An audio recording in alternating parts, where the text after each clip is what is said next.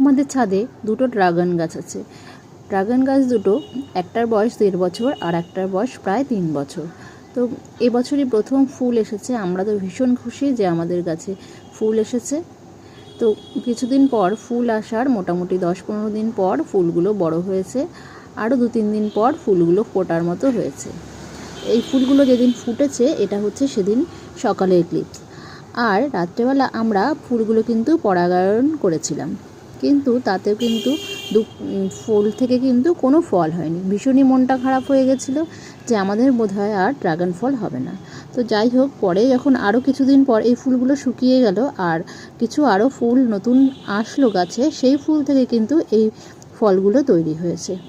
আমরা কিন্তু তখন পলিনেশন করিনি, পলিনেশন ছাড়াই কিন্তু এই ফলগুলো তৈরি হয়েছে। আর গাছে যেহেতু প্রথম ফল, তাই আমরা ঠাকুরকে নিবেদন করেই তারপর খেয়েছিলাম।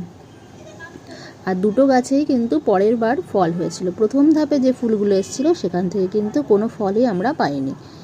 তো দুটো গাছে দুরকমই কালার হয়েছে ড্রাগনগুলো। এতে তো ভীষণই ভালো লাগছে। একটা হয়েছে সাদা আর একটা হয়েছে লাল ভেতরটা। আর খেতে কিন্তু ভীষণই মিষ্টি ছিল। ড্রাগনগুলো একটু ছোট কিন্তু দারুণ খেতে ছিল। তোমাদের কার কার বাড়ি ড্রাগন ফল গাছ আছে অবশ্যই কমেন্টস করো। আর এটা হচ্ছে আর একটা ড্রাগন ফল যেটা লাল রঙের হয়েছিল, সেটার ভেতরটাও কেটে তোমাদের সঙ্গে শেয়ার করছি।